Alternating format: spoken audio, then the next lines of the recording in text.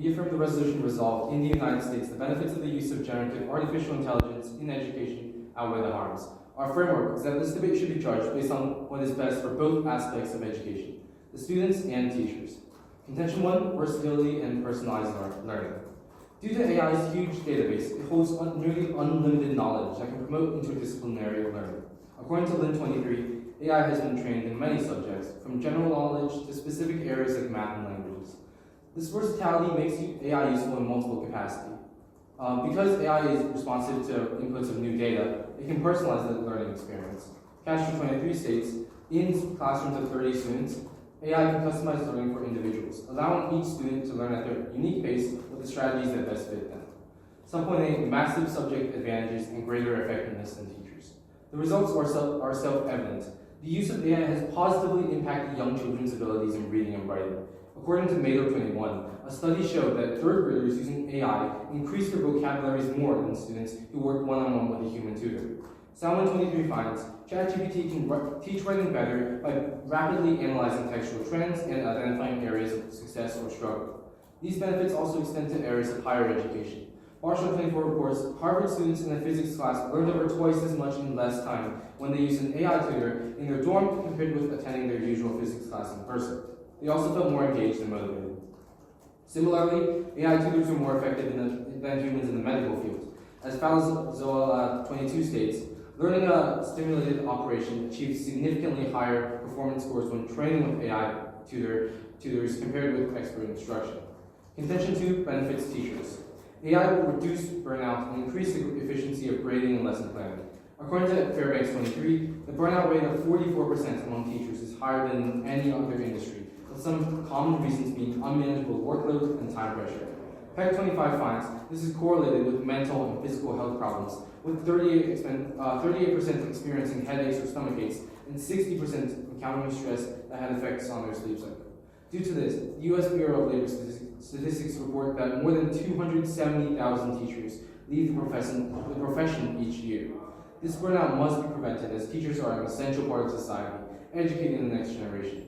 AI can solve these problems. Clover 24 states, teachers work over 50 hours weekly, but less than half of that time is spent interacting with students. The rest is filled with other tasks, which would easily be automated with AI. Cardona 23 finds, AI could save teachers 5 hours per week in lesson planning. In Leventon 23 states, this would directly decrease teacher burnout, as long planning hours are one of the top complaints. Contention 3, preparing students for the future. Using AI in the classroom is the best way to set students up for success in their future lives and careers, which is the main purpose of education. Workplace AI has soared in recent years. Wilkinson 24 reports, 2/3 of businesses have adopted some form of AI. This shows how useful AI is and the increasingly pervasive role AI will play in our future. Reese 23 states, tools like ChatGPT aren't going anywhere. They're only going to improve. We need to figure out a way to adjust to these tools, not ban them. Today's students will graduate into a world full of AI, so they'll need to know how to best navigate these tools. If we don't expose students to these new technologies, they will lose efficiency in the workplace. Using AI in education is the only way to teach students how to evaluate and challenge AI outputs. Abramson 23 finds that with the right approach, AI will be a revolutionary tool to prepare students for their future careers. It's essential that the classroom becomes a place where technology is used not just for consumption, but as a catalyst for innovation and critical thinking. Nowadays, students use AI almost daily, so by incorporating it into the classroom, they receive guidance about how to use this tool responsibly. We must not fear this future, but embrace it, and AI will be a crucial part of it.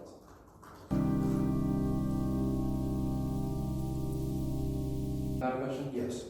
Okay, so isn't it true that students can already cheat in many ways without the aid of AI? So why is it fair to blame AI for a problem that predates its use?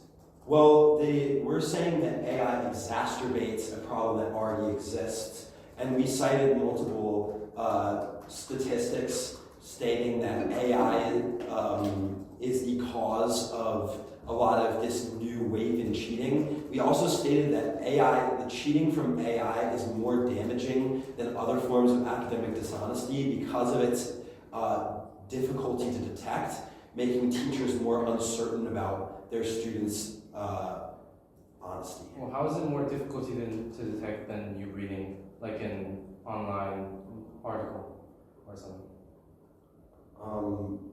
that's kind of like a completely different thing. Like AI is difficult to detect. I can find a source for that if you want me to.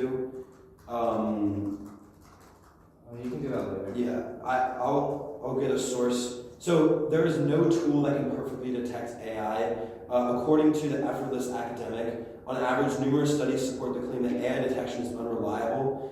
Here's the accuracy of various tools from the most cited AI detection studies.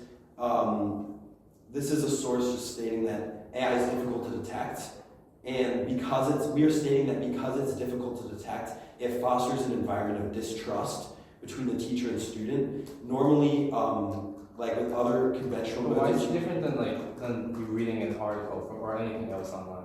How is that more difficult to detect?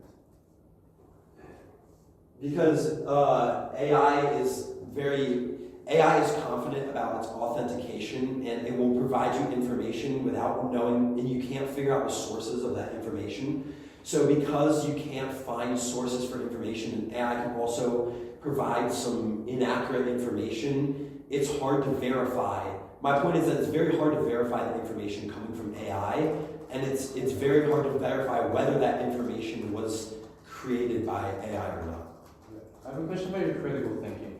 So, isn't critical thinking more about how students use the information that they receive rather than just how they acquire it? Well, we're saying that AI will lead to a loss of critical thinking because students will abuse AI and use it instead of their natural problem-solving skills. They'll get AI to do things for them, and will be too quick to trust AI, even when AI gives a lot of misinformation.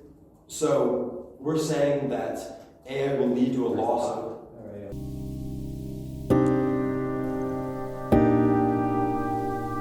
The judge would also have a roadmap. First, I'll refute my opponent's contentions, and then if time allows, I'll reaffirm mine. My time will start when I first word. First, I want to talk about your guys' first contentions. Our opponents claim that generative AI is biased with inaccurate information. Actually, Judge, it's easy to verify accurate information with proper instructions. Students will learn how to recognize the inaccuracies in tools like ChatGPT, so long as it's instructed correctly. A significant number of students express concerns about the reliability of references generated by ChatGPT. We know that AI fabricates references, according to Kovanovich 25. That's not the issue. Judge says it's a very simple case here that can be turned to our side easily. Our opponents talk about the inherent flaws in AI as a tool, and the pro side is not saying that AI is perfect. We're saying that people using AI in the status quo and not being educated around AI use will only exacerbate the problems with information that our opponents discuss.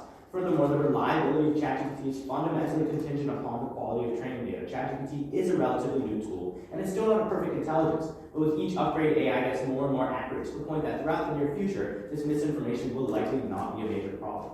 Judge, generative AI is a tool, and like anything else, we have to use it judicially. We cannot trust it blindly, and we have to check our sources. But generative AI is a tool that, when used, will increase the standard of education. Traditional research methods can provide us inaccurate information, too, that appear deceptively true. This is not something that is unique to AI. Generative AI has clear benefits for schools that outweigh the harms, because we're still going to use our brains, we're still going to use our critical thinking, but we can use AI as a tool. Additionally, Judge, our opponent's first contention can be delinked as academic dishonesty is always a fear with new technology. According to the Conversation 22, history has shown time and time again that educational institutions can adapt to new technologies. In the 1970s, the rise of portable calculators had math educators concerned about the future of their subject.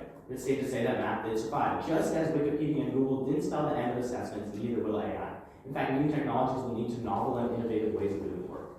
Now I want to talk about your second intention surrounding academic dishonesty. Judge, academic dishonesty is always a fear with new technology. Innovation has always been seen as leading to the downfall of education. According to Vitamir 25, history has shown time and time again that educational institutions can adapt to new technologies. In fact, new technologies lead to novel and innovative ways of doing work. The Harvard Graduate School also addresses this problem, saying, quote, encourage ethical and responsible decision-making instead of imposing limitations. No matter what rules and regulations are put into place to monitor cheating, students will always find a way around it, says Fisher. Instead, the focus should be to encourage students to think through dilemmas and make the right choices independently. Judge, there hasn't been a significant change in cheating since AI entered the picture. The incidence of cheating hasn't increased. The fact that the number of students using AI to complete their schoolwork hasn't skyrocketed in the past year details with surveys finding from Stanford University that were released in December. For years before the release of ChatGPT, between 60 and 70% of students admitted to cheating, and that number has remained the same in 2023 surveys. All of this is saying AI is here, AI is in the status quo, AI is not going away, and students using AI on an uneducated, with an uneducated mindset will create much worse problems for themselves than being educated about how to use AI judicially. Now on to your final contention, Judge. This point can too be turned to our side because generative AI is proven to enhance and support human creativity. Humans shouldn't blame new technologies for limiting their creativity. We have to adapt. Forbes 2023 talks in depth about this issue. They say the critical question is not whether or not we can remain more creative than AI, but rather how we can become more creative with AI using it as a tool. Additionally, according to Lee, Cho, and Chung, ChatGPT increases human creativity more than traditional search engines designed to generate text on the basis of the content. ChatGPT goes beyond traditional web searches by integrating disparate pieces of knowledge into coherent, articulate verbal responses, rather than merely presenting a list of relevant pages. We've all seen this when we've used ChatGPT versus, for example, Google as a search engine. Judge, our opponents talk about AI being fundamentally flawed, but we clearly win in the status quo. AI is not going away. We can see with recent updates how AI is becoming more and more adept at providing accurate information. It is outdated to fear the unknown instead of embracing it, and students must use AI as a tool and be educated on how to use this tool judicially to avoid all of the negative consequences that our opponents talk about. Thank you.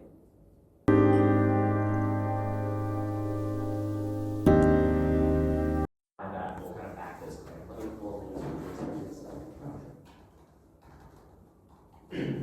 the yeah. So as I said in our con speech, first off, 77% of workers overall said it's added to the workload, which sort of increases subset of teachers. And then furthermore, seeing as how like Christopher Bartel, he quoted saying his class is completely transformed from 100% take-home essays to 30% take-home essays. And then he said, like, in quotes, if we're splitting a pin or something, we're going to get more tired. We can only keep these plates in the air for so long before it's exhausted. The plates in the contents of the article, it's they use the AI now. It's constantly shifting. There's constantly new methods of cheating. It's constantly evolving, and it's very tiring and mentally exhausting for these teachers. It makes their lives harder and adds to the burnout. May I ask? All right. So if generative AI produces false or misleading information, as we have shown, should we still encourage students to rely on it for learning? Well, our argument is very different because I think you guys keep like focusing on this idea of AI being a false source of information. I'll repeat, right? We're not saying AI is perfect. We're not saying it's providing true information. We are saying, and we have provided many statistics to this fact, that AI is being used, and AI use changes will not change if teachers say, oh, you can't use AI versus you can, because teachers can't control the amount of students that are using AI. There are two futures that we can go down, right? One is where teachers say, what? One is where teachers say that we can't use AI, and then students will kind of be doing it illegally against teachers' wishes. One is teachers will say, here's AI, here are the problems with AI. It is a tool, this is how you can use it. And then we will find that students will be able to use AI far more judiciously. So that kind of future is what we're going for, not AI being a perfect tool. So you said that it will, like, in your second future you proposed, where AI is used, you kind of like paint this wonderful picture where, like, come by God, you know, students will no longer be able to, like, students will instantly know when it's cheating.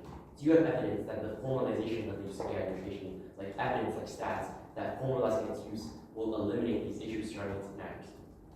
I don't really understand. So you're saying you're asking stats about what? You said you're saying that before was that by formalizing AI, like making it an actual tool in education, that will like eliminate the issues with its misinformation. Well, that's not what I'm saying. I'm saying that AI is being used in the status quo, and no matter what, this isn't going to change. So like these two futures are kind of the only two options that we have to go down. But the second future is better because?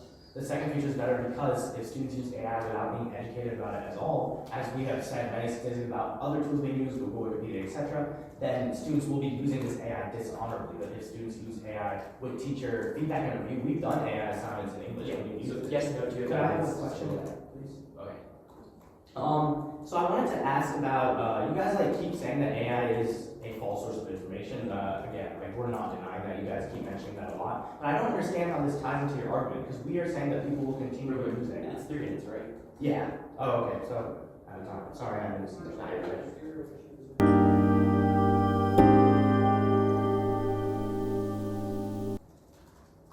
Alright, for an off-time roadmap, I'll first respond to their arguments about my case, and then from my case, and then Wei.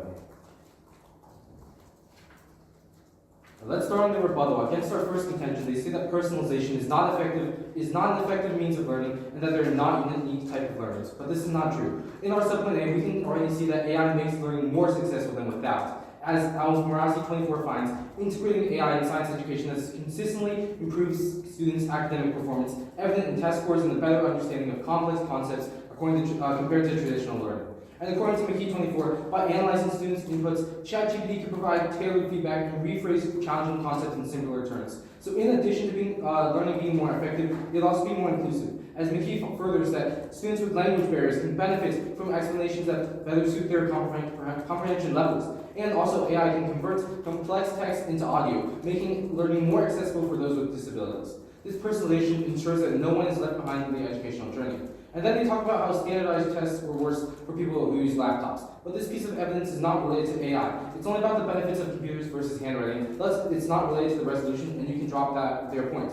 Then they say against our second contention that it has led to an increase in work for 77% of workers. However, again, their evidence is not specific for teachers. It only encompasses workers in general, such as company executives or employees. We remind you that teacher burnout is a critical problem. As PEC 24 finds, 3/4 of educators had to take up additional work due to staff shortages. And AI will help solve all these issues. As Pharaoh 24 states, AI is poised to solve the root causes. It streamlines bloated tasks, personalized lesson plans, and it also reduces teacher burnout.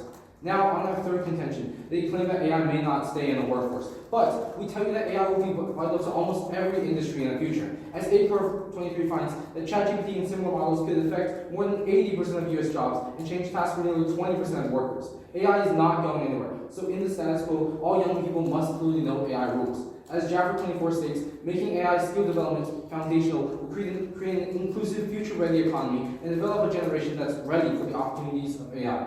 If truly championing working-class America is a primary goal, then investing in the next step of AI skills across career pathways would be a meaningful and strategic next step. Now, the reason you will vote for us is on weighing. We outweigh on time frame because using AI in the classroom will prepare students for the real world. It's undeniable that AI will increasingly become an integral part of our lives, in our careers and beyond. So by educating students about AI, they will better understand how to utilize it as a tool and thus learn skills that they will need for decades to come.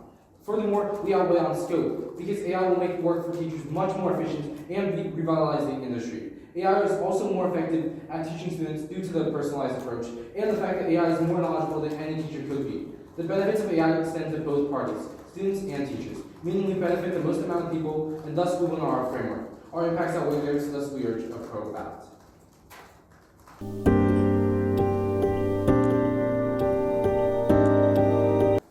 you have direct evidence proving that AI will replace teachers in education as you explicitly stated in your summary? Well, the evidence is what you gave. You gave evidence that AI is more effective than teachers in teaching students. So if that evidence is true, what's to stop AI from taking over teacher jobs in education because it's quote unquote more effective? Yeah, I already said this in the first process, but our evidence isn't saying that it will take it over. We're saying that by integrating AI in conjunction with teachers, that leads to a more effective learning environment. Right. The entire idea of taking over is like an entirely hypothetical situation. Obviously, it's in the future. It can't be proved. You can't have evidence saying that AI will take over teachers, affect teachers negatively in the sense that AI will completely get rid of a certain segment of jobs. There can be hypotheticals about that, but you can't prove that. Sure, you can't say that, like, okay, yes, we know for certain this will happen in the future, but that's an unreasonable burden of proof for any side that maintains this debate. What we can say is that we showed through our evidence that there is this degradation of a relationship between teacher and students, and AI is worsening this sort of gap between teacher and student relationships, and that we have proven. Like, can I ask a question? Yeah. We're saying if AI is used more in education and teachers than the teacher-student relationship. Is that a question? Yeah, sorry, I do. Okay, so our question is, I think we've shown over and over again that AI is really confident about itself. Like, it supports itself, it's convinced that it's right. So what is your evidence saying that regular students will be able to recognize this? So we would argue, right, you guys, I feel like you guys aren't understanding what we're saying because we've said this multiple times. The issue isn't whether students will use AI or not use AI. Students are using AI. The students need to be educated. So our idea being that if teachers are educated about AI and students are then educated about AI, they will be able to understand how to use this tool instead of using this tool anyway and doing exactly what you're saying, which is basically going in, taking this false evidence, having no idea how to use the tool, and then putting that false So, evidence. yes, but There's evidence for that. Do you have evidence that that would actually work? That students would be able to be taught the ethical use of AI? Because Yeah, currently, you guys, students don't know how to use AI. yeah, you guys are saying, so you guys are suggesting that AI students don't know how to use AI, and we shouldn't teach them how to use AI. I don't really understand. We're saying that it's not possible, and you haven't proven that it's possible to teach them how to use AI. We're just talking about harms and benefits. We're not talking about whether or not we should teach people the ethical use of AI. We're saying that you have no evidence supporting that ethical use of AI can be taught. That's what we're saying. And we're saying that in the status quo, that AI is being used unethically, and there's no reason. There is no status quo in this debate. That's outside the scope. It's just about harms and benefits of AI. No, We're not no, talking no. about whether AI I mean, you're talking about what's happening right now, and we can use that as information in this debate for So sure. I think what we're saying right now is that right now, Oh, it's time. Yeah. I can technically. Oh,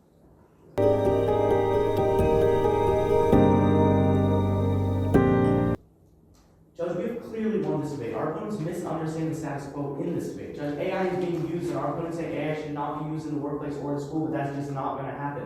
A 2024 Microsoft survey found that 75% of their workers use generative AI, and a 2023 Conference Board census found that 56% of all U.S. employees have used generative AI. This number has clearly increased as time goes on. It is not backed by evidence or logic to continue in our opponent's world, and my partner has repeatedly stated. Judge, throughout this debate, our opponents have referenced AI being fundamentally flawed. This contention has no relevance at all to whether AI should be used. AI is being used, Judge. We're not debating this point. The next logical step to consider is, okay, AI is being used. Why is it being used unethically for cheating? This answer I will give you is because no one has been taught anything about ethical AI use, how to use it properly, except just don't use it. The reason for cheating that they claim is only due to the fact that AI has not been taught in schools. AI is the future, Judge. This is obvious. So we clearly win through this concept. Generative AI companies will not suddenly stop developing AI, just like with any school tool. Schools initially are extremely against this tool, and then see to the point that, okay, it's not going away. Now we have to figure out how to use it, and students will continue to use it.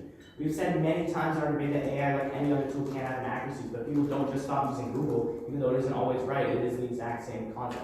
Here's what's currently happening, as Pros explained. People are using AI without teacher support, cheating, using wrong information, that they have no idea how to use the tool. Judge Khan keeps arguing this is bad, and again, Pro agrees. But here's what's happening in Khan's world. AI is banned and cannot be used. Students don't care. We've proven that cheating rates remain the same, and students continue to cheat using the same false information. In Pro's world, AI is taught in schools. It's normalized, so cheating with AI does not become a major problem. And as teachers and students get more familiar with the tool, they will be able to appropriately handle it. We have successfully turned 2 out of our 3 opponents' 3 contentions, refuted their third, and for this reason, we will vote Pro. Lastly, we went on weighing on both time frame and scope. We went on our framework because we benefit the most amount of people. It will make learning for students more effective and decrease teacher burnout. We also went on their framework because we proved that AI will not lead to a decrease in critical thinking skills, meaning that students that use AI will be just as bright. Our impacts outweigh theirs, thus we urge